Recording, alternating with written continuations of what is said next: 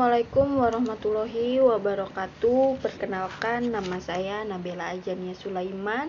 Saya mahasiswa Universitas Pancasakti Kampus D. Di sini saya akan menjelaskan materi tentang pengelolaan kelas yang ada dalam mata kuliah pengelolaan pendidikan.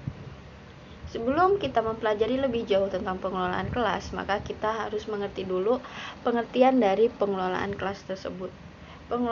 Pengelolaan kelas merupakan kegiatan-kegiatan yang diupayakan oleh seorang guru untuk menciptakan situasi kelas yang kondusif dalam rangka pencapaian tujuan pembelajaran yang maksimal.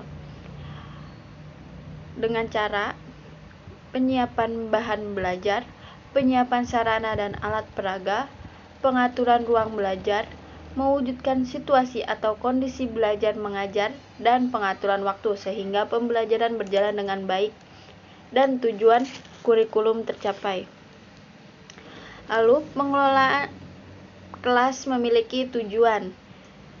Tujuan pengelolaan kelas adalah agar setiap anak di kelas dapat bekerja dengan tertib sehingga segera tercapai tujuan pengajaran secara efisien dan efektif.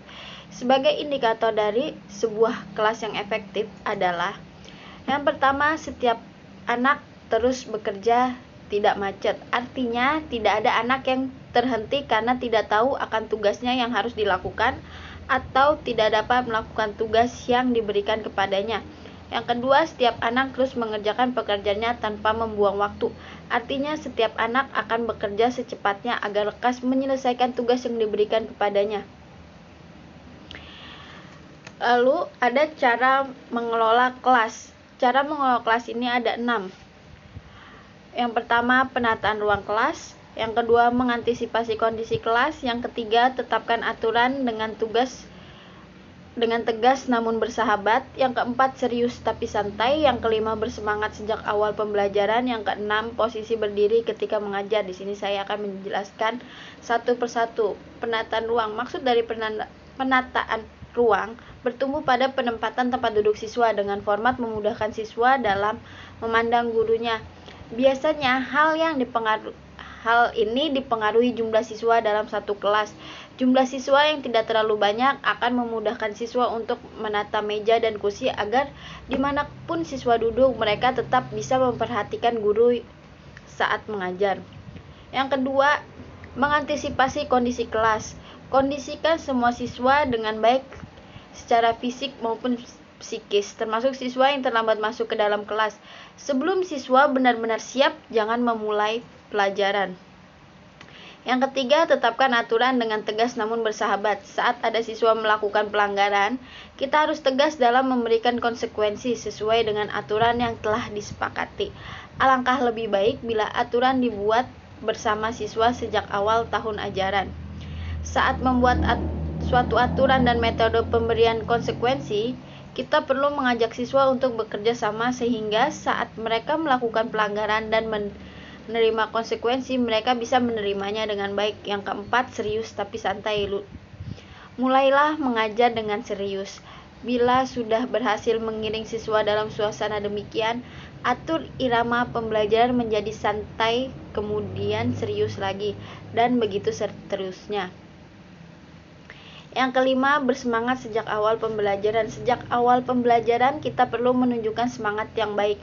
Jangan sampai kita terlihat lelah, mengantuk, sedih, dan keadaan hati yang tidak baik lainnya. Perasaan negatif bisa membuat siswa kehilangan semangat. Dan yang terakhir, posisi berdiri ketika mengajar. Ketika mengajar, guru perlu mengatur posisi berdiri. Ini bertujuan untuk mengendalikan siswa secara keseluruhan. Dalam mengelola kelas juga terdapat hambatan.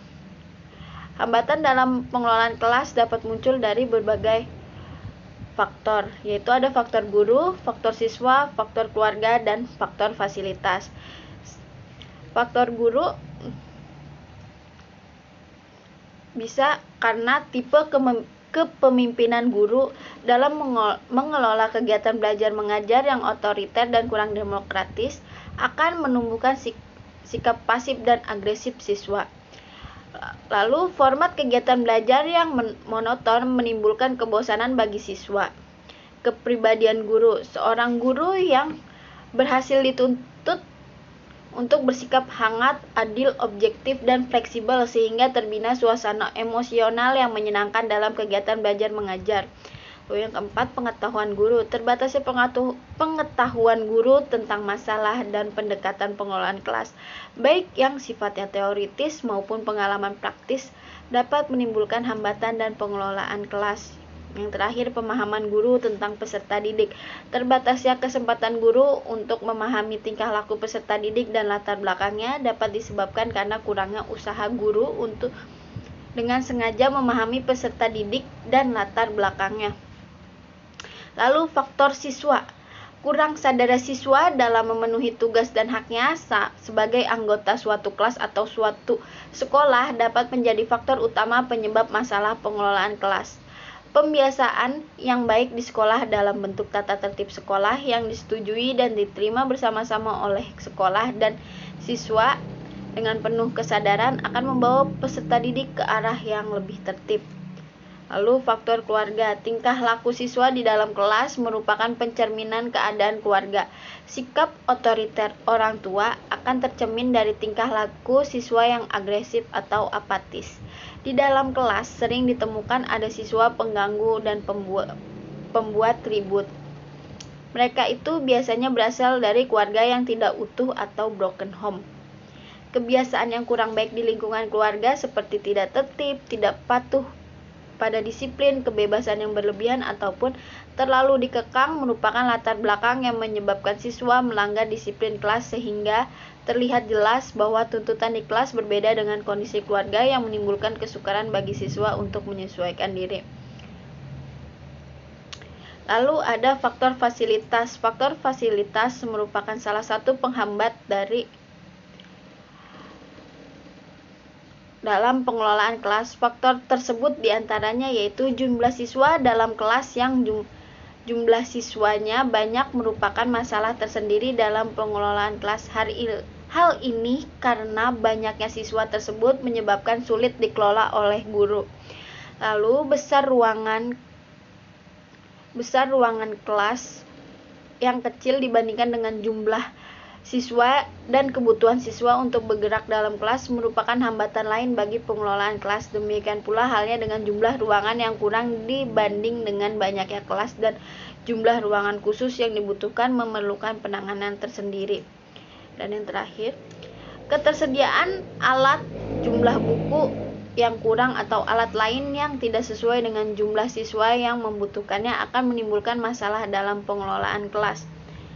Untuk mencegah permasalahan tersebut, yaitu dengan melakukan tindakan yang bersifat pencegahan atau preventif, yaitu dengan jalan menyediakan kondisi baik fisik maupun kondisi sosio-emosional sehingga terasa benar oleh siswa rasa kenyamanan dan keamanan untuk belajar. Tindakan yang bersifat korektif merupakan tindakan terhadap tingkah laku yang menyimpang dan merusak kondisi optimal bagi proses belajar mengajar yang sedang berlangsung.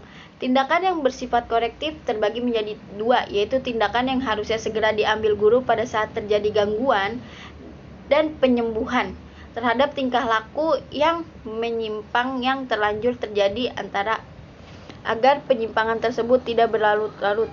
Demikian presentasi dari saya, kurang lebihnya mohon maaf. Wassalamualaikum.